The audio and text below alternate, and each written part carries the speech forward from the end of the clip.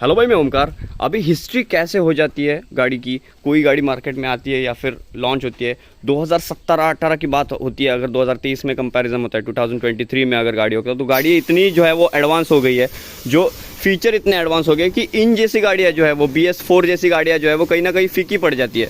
मतलब ये जो गाड़ी अभी देख रहे हो BS4 से भी पहली है। मतलब मान के चलो, जब BS4 आया ही नहीं था, BS2 आया था उस टाइम, लेकिन BS2 के साथ BS4 आया, BS4 के साथ BS6 आया, अभी BS6 फेज़ 2 आया। अभी सामने जो वेरिएंट देख रहे हो उसकी कहानी कुछ अलग है, क्योंकि ये जो है वो आपको लीवा दिख रही होगी या फिर आपको इटॉस दिख रही होगी, क्योंकि ये सिमिलर ही मिक्सचर है। उस टाइम 100 मीटर सेडान या फिर कॉम्पैक्ट सेडान या फिर D segment sedan, C segment sedan, उस टाइम उतना जो है वो इतनी एंगेजमेंट लोगों की नहीं थी। एक अगर पैसे डोलते हो 10 लाख रुपये, 6 लाख रुपये, 7 लाख रुपये, तो 6-7 लाख रुपये में उस टाइम 2015-16 की बात करते तो उतनी सेडान का अगर देखते हो तो D सेगमेंट और C सेगमेंट सेडान ही थी। लेकिन उतनी लोगों की जो है वो मिडिल क्लास लोगों की उतनी यही नहीं थी कि वो भाई इतने पैसे उस गाड़ी को जोड़ दे और ले ले। उस टाइप का ज़माना ही कुछ अलग था। सामने आप देख रहे हो टोयोटा इटियोस है 2017 एडिशन, 1.4 लीटर यहाँ पे इंजन मिलता है। अब ये 2 इंजन ऑप्शन के साथ आती है। अब ये गाड़ी दिखाने का मेरा मकसद क्या है, क्योंकि ये जो वाला इंजन पर्टिकुलर है वो कहीं ना कहीं इंपॉर्टेंट है, इसलिए मैं ब्लॉग में डाल रहा हूँ। इसकी बेजिंग देख लो। ये पहले VXD जो दिख रही है आपको, VXD मतलब डीजल इंजन 1.4 लीटर, इसमें जो है वो इटियोस में मिलता है आपको, जो अराउंड जो है 67.70 bhp छोड़ लेता है 3500 RPM में, और 250 न्यूटन मीटर के अंडर आपको पीक टॉर्क गेन कर। ये जो गाड़ी है वो इंपॉर्टेंट क्यों रही है, क्योंकि टोयोटा का कहीं ना कहीं रिलायबल प्रोडक्ट है। गवर्नमेंट के साथ पॉलिटिशियन भी उस टाइम 2015 में बहुत ज़्यादा जो है वो यूज़ करते थे। अभी सीधे जो मुद्दे पर आते हैं, क्योंकि इसका जो इंजन है वो कहीं ना कहीं कम पड़ जाता है सेलिंग के साथ। अगर सेलिंग की कंपैरिजन करते हो, अभी तो नहीं, सेकेंड हैंड भी बहुत बिकती है गाड़ी, लेकिन अगर इंजन वाइज अगर बात करते हो तो ये वाला वेरिएंट 1.4G से कहीं गुना ज़्यादा 1.5 VX जो है वो पेट्रोल ज़्यादा बिका था उस टाइम। अभी ये सेकंड जो है वो सेकंड टॉप देख रहे हो आप, मतलब बेस के ऊपर वाला और टॉप एंड के पहले वाला, मतलब ये सेकंड टॉप देख रहे हो। और उसमें VXD वेरिएंट आता 1.4 लीटर। टॉप एंड के जाते हो तो Z में आ जाते हो, और उस टाइम टॉप एंड की कीमत 10,80,000 के ऊपर जाती थी। अभी ये वाला वेरिएंट 8,80,000 एक शोरूम, और 8 लाख समथिंग 90,000, मतलब 9 लाख पकड़ के चलो आराम के साथ टच होके जाता था। यहाँ पे 1.4 लीटर का जो है वो टोयोटा मैन्युफैक्चर इंजन, खुद का किर्लोस्कर इंजन आता था उस टाइम तो। लेकिन जो है वो बात में वो जो गाड़ी भी डिसकंटिन्यू होगी, इंजन भी वो डीजल इंजन डिसकंटिन्यू होगा, क्योंकि पेट्रोल इंजन बढ़ रहा है और नाम भी चेंज हो रहा है। यहाँ पे टोयोटा का लोगो देख सकते हो, ये क्रोम फिनिशिंग है, वो आपको सिंगल स्ट्राइप आपको दे रखी है। और पीछे अगर बात करते तो ये ग्राउंड क्लियरेंस पे कहीं ना कहीं मार खाती थी उस टाइम, क्योंकि 112 मिलीमीटर का ग्राउंड क्लियरेंस आपको मिल जाता है। फिलहाल इंक्लाइन पोजीशन पे यहाँ पे खड़ी है। लेफ्ट कॉर्नर में लेके चलते हो तो इस टाइम 185 की टायर प्रोफाइल देखने मिलती है, जो आज तक के सेडान से कंपेयर करते हो तो 20 इंच आपको ज़्यादा मिल जाती है। मतलब 185/60R 15 की टायर प्रोफाइल गुडियर की मिल जाती है। और पीछे अगर जैसे मैं बात करता हूँ तो सेडान थी, और उस टाइम जो है वो 100 मीटर सेडान जो है वो ज़माना नहीं था। कॉम्पैक्ट सेडान के शेप में आती थी अगर कंपेयर करते हो तो, लेकिन आज डिज़ायर से कंपेयर करते हो या फिर होंडा अमेज से कंपेयर करते हो ये होती नहीं, क्योंकि ये कॉम्पैक्ट सेडान में चली जाती है। क्योंकि पीछे देखो कितनी खींच रखी है। और सबसे इसकी जो मेन USB है गाड़ी की, जो है वो बूट कैरिंग कैपेसिटी, जो अराउंड आपको 595 का बूट कैरिंग कैपेसिटी आपको मिल जाती है, जो कि सेडान शेप में आज के रेट में कोई भी गाड़ी से कंपेयर करते हो तो सबसे ज़्यादा जो है वो बूट मिलता है आपको, जो आज तक की कोई भी गाड़ी में नहीं मिलता। 595 जो है वो लीटर का बूट। पीछे अगर बात करते हो तो यहाँ पे क्रोम फिनिशिंग सिंगल दे रखी है, जो भी गवर्नमेंट, महाराष्ट्र गवर्नमेंट से लेके ज़्यादातर के अगर आप कोई भी गवर्नमेंट देखोगे तो ज़्यादातर के ये गाड़ी आपको दिखेगी, और अभी तक बिकती है। टोयोटा इसको कैब ओरिएंटेड फ्लीट ऑपरेटर्स में से सबसे ज़्यादा ये गाड़ी फेमस है। लेकिन सेकेंड हैंड कहीं ना कहीं बेचने जाते हो तो भी वैल्यू थोड़ी कम होने लगी है, क्योंकि लोग सेडान कम प्रेफर कर रहे हैं, SUV में चले जा रहे हैं। और यहाँ पे इटियोस का लोगो देख सकते हो, इटियोस क्रोम फिनिशिंग में जाता हुआ। DS के टोयोटा लिखा है, उस टाइम डीलर था तो DS का नाम वो था, अभी तो चेंज हो गया, VXD नाम। बीच सेकंड टॉप अब देख रहे हो। 2 आपको जो है वो उस टाइम के जो है पार्किंग सेंसर आते थे। सिंगल जो है क्रोम फिनिशिंग आपको दिखाई पड़ती है। पीछे उठा के रखे 150 मिलीमीटर का ग्राउंड क्लियरेंस देख सकते हो, और व्हील बेस 1280 का जो है वो व्हील बेस देख सकते हो। 48 लीटर का डीजल का टैंक आपको देखने को मिलता है, और चारों के चारों क्रोम फिनिशिंग उस टाइम जो है वो एक्सेसरीज के तौर पर आते थे। डोर वाइजर्स आपको दे रखे हैं अच्छे खासे, लेकिन गार्निश आपको नहीं मिलते उस टाइम, जो है वो ज़्यादा सारे 185 के गुडियर के टायर प्रोफाइल आपको 65-70 के मिल जाते हैं।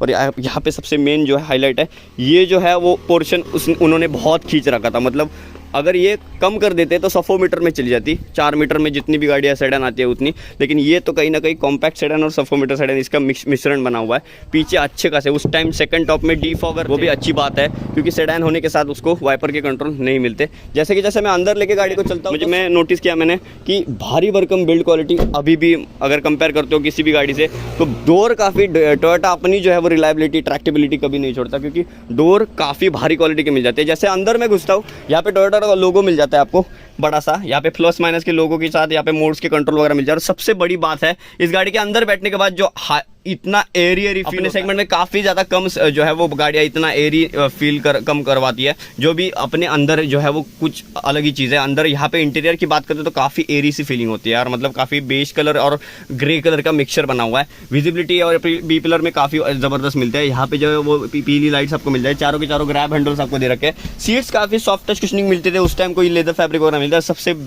एक नंबर बात बताओ, AC विंड्स काफ़ी ज़बरदस्त तरीके से चिल्ड आउट कर देते हैं। मिरर के बटन यहाँ पे मिल जाते हैं लेफ्ट राइट करने के लिए, यहाँ पे कुछ स्पेस रखा था, यहाँ पे फिलहाल ओनर ने कैरी बैग डाली हुई है। लेकिन AC विंड सबसे कमाल के थे यार अपने जो है वो प्राइस सेगमेंट में, काफ़ी गोल मोटल से भारी भरकम 1, 2, 3 और 4 AC विंड मिल जाते हैं। यहाँ पे ग्लो बॉक्स खोलने का मैकेनिज्म यहाँ पे था, ये प्रेस करने के बाद यहाँ पे ग्लो बॉक्स खोल सकते थे। अभी तो खुल नहीं रहा है पता नहीं, लेकिन ये कुछ ना कुछ प्रॉब्लम है। 2 एयरबैग्स के साथ ये वाला वेरिएंट आता था। यहाँ पे जो है वो सबसे अगर डिफरेंस करना हो किसी गाड़ी में, सेडान गाड़ी में, तो सबसे बात ये शेवरलेट से स्पार्क वार्क आती थी उस टाइप का जो है वो स्क्रीन, मतलब जो टाटा का मांजा वगैरह आती थी उसका MID जो है वो यहाँ पे आते नहीं थे, टाटा के यहाँ पे आते थे। उस तरह से यही एंगेजमेंट है गाड़ी की। मुझे खास करके ऐसी गाड़ियाँ जो बीच में जो स्पीडोमीटर एनालॉग स्टाइल में आते हैं वो पसंद नहीं है मेरे पर्सनली ओपन से। लेकिन यहाँ पे उस गाड़ी का बीच में आपको जो है वो स्पीडोमीटर और RPM मीटर देखने को मिलता है। 7000 तक मार्किंग है, डीजल मार्किंग 6000 तक नॉर्मली होती है, लेकिन गाड़ी भाई टोयोटा का व्हीकल है। 200 किलोमीटर तक वार्निंग आपको या खैर 220 तक होनी चाहिए थी। खैर डोर इंडिकेशन वार्निंग एक दिखाई पड़ती है, जो कि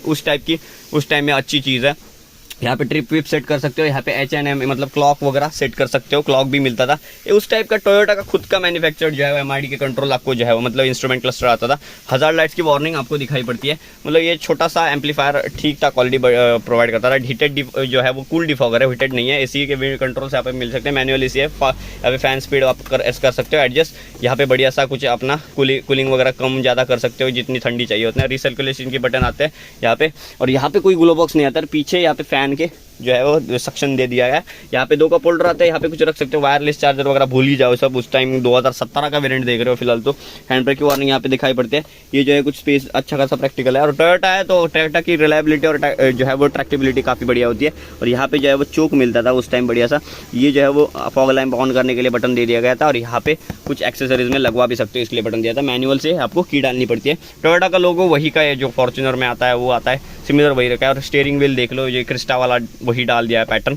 और अच्छा खासा प्लास्टिक की अगर बात करें तो काफ़ी बढ़िया थी। चारों के चारों लॉक अनलॉक के बटन यहाँ पे आपको देखने को मिलते हैं। और सबसे बढ़िया बात यह है सेकंड टॉप एंड है डीजल में, तो आपको वुडन स्ट्रैप की फिनिशिंग देखने को मिलती है। वो भी अभी ये जो चेंज करवाए, लेकिन वो उस टाइम भी आती थी, वो भी अच्छी चीज़ है। 4 बॉटल होल्डर आते हैं, और जो है वो टोयोटा के खुद मैन्युफैक्चर जो 4 आपको सोनी के स्पीकर देखने को मिलते हैं। अगर साउंड क्वालिटी की बात करते हो तो ठीक ठाक मिल जाते हैं। ऊपर बात करते हो एक जो है वो रेडियो एरियल आता है, जो भी शार्क फिन एंटीना आप एक्सपेक्ट ना करोगे 2017 में, तो काफ़ी बढ़िया है। और पीछे अगर बात करते हो तो कोई भी टेल लाइट LED या फिर headlight day time running light LED की स्ट्राइप वगैरह नहीं आती, सिर्फ हैलोजन बल्ब आता है। यहाँ पे रिफ्लेक्टर आता है रिवर्स का, और यहाँ पे एक रिफ्लेक्टर और जो रिवर्स लाइट आपको दिखाई पड़ती है। पीछे अगर जैसे बात करते हो तो 595 लीटर का, मतलब 595 लीटर का बड़ा सा बूट मिल जाता है। टोयोटा का अगेन लोगो यहाँ पे बड़ा सा इधर का है, लेकिन ये कहीं ना कहीं कॉम्पैक्ट सेडान में चली जाती है अगर बात करते हो आज के रेट में कंपेयर करते हो किसी भी गाड़ियों को। आगे से बात करते हो तो यहाँ पे दोनों के दोनों हैलोजन लैंप मिलते हैं। टॉप एंड वेरिएंट में उस टाइम जाते तो कोई भी वाइट लाइट्स नहीं आती थी। और पीछे 112 मिलीमीटर का बेस बूट स्पेस के मतलब जो ग्राउंड क्लियरेंस के साथ आपको यहाँ पे टोइंग हुक एक मिल जाता है, और 2 डिफॉगर आपको हैलोजन आते हैं। जैसे पीछे लेके चलता हूँ तो सबसे मेन USB है पीछे वाले सीट की, मतलब 5 लोगों का प्रैक्टिकल यहाँ पे व्हीकल माना जाता था। अभी टॉप एंड अभी वाली मतलब 2018 वाली जो लेती हो BS4 वाली इटोस, तो यहाँ पे एक शार्क फिन एंटीना आता था, जो भी हमें देखने को नहीं मिलता है उस टाइम के, मतलब ये पहले वाला वेरिएंट है, फर्स्ट जनरेशन वाला। अंदर बात करते हो तो पेट्रोल और डीजल इंजन जो है वो अलग है सिर्फ, बाकी जो स्पेस में अगर बात करते हो तो सिमिलर ही वही में देखने को मिलते हैं, लेकिन एक आर्मरेस्ट मिसिंग है क्योंकि ये सेकंड टॉप एंड है और यहाँ पे 5 लोगों का प्रैक्टिकल व्हीकल है, आगे 2 और 3 जो है वो पैसेंजर, अगर हट्टा कट्टा भी 50 किलो के ऊपर भी हो बीच वाला तो भी आराम के साथ बैठ सकता है, क्योंकि 3 लोगों का प्रैक्टिकल यहाँ पे कर्व है, थोड़े देख सकते हो सीट में, काफ़ी अच्छा बढ़िया सी क्वालिटी आपको मिल जाती है। और पीछे 2 स्पीकर आपको एक मिल जाते हैं और काफ़ी पीछे से बात करते हो तो आगे काफ़ी एरियरी सी फीलिंग देती है। और जो कहीं ना कहीं अगर स्टीयरिंग व्हील की बात करते हो तो इस तरह से आपको जो है वो टोयोटा का थोड़ी पुराने वाली इनोवा की या फिर जो क्रिस्टा की नहीं लेकिन पुराने वाली जो फर्स्ट जनरेशन इनोवा की याद दिलाएगा, क्योंकि ये जो यूनिट्स है वो काफ़ी सिमिलर वहाँ पे मैच होते हैं। खैर अगर प्राइस रेंज के हिसाब से बात करते हो तो 8,90,000 एक शोरूम उस टाइम देने पड़ते थे, 9 लाख तक जो सेकंड टॉप एंड VXD चला जाता था। टॉप एंड की बात करते तो ZXD आता था। यहाँ पे 2 इंजन ऑप्शन आते थे आपको, एक तो है 1.5 लीटर का इंजन आता था पेट्रोल इंजन जो करीबन 82 bhp छोड़ लेता, ये वाला डीजल इंजन 75 bhp छोड़ लेता है 3,500 RPM में, अराउंड 230 न्यूटन मीटर का पीक टॉर्किश इंजन था डीजल इंजन। और थोड़ा सा अगर बात करते हो अभी के रेट में, अभी के BS6 वाले डीजल इंजन से, तो नॉइजी काफ़ी था ये पर्टिकुलर टोयोटा का इंजन। वही सिमिलर इंजन लीवा में डीजल इंजन में आता था। अभी ये इंजन जो है वो डिसकंटिन्यू कर दिया क्योंकि सरकार के नाम बदल रहे हैं, डीजल डिसकंटिन्यू करते जा रहे हैं, पेट्रोल ला रहे हैं गाड़ियाँ, स्मार्ट हाइब्रिड वगैरह टेक्नोलॉजी आ रही है, तो कहीं ना कहीं ये गाड़ी जो है वो फीकी पड़ जाती है अभी के रेट में। अभी अगर इसको सेकेंड हैंड बेचने जाओ तो बहुत ही ज़्यादा वैल्यू है, क्योंकि इटियोस में अगर इटियोस को अगर सेकेंड हैंड मार्केट में अगर शिफ्ट करवाते हो, मतलब अगर रीसेल उसकी देखते हो तो काफ़ी ज़्यादा अभी भी देखने को मिलती है, उतनी डिप्रिशिएट नहीं होती इसकी वैल्यू जितनी मारुति सुजुकी की जितनी गाड़ियों की जो है वो अच्छी खासी कम डिप्रिशिएट होती है उतनी यहाँ पे, क्योंकि जापानीज़ का प्योर वेरिएंट आपको देखने को मिलता है। टोयोटा इटियोस 2015 वाला एडिशन कैसा लगा मुझे कमेंट करके बताना। वीडियो देखने के लिए आपका बहुत बहुत धन्यवाद। Thank you so much.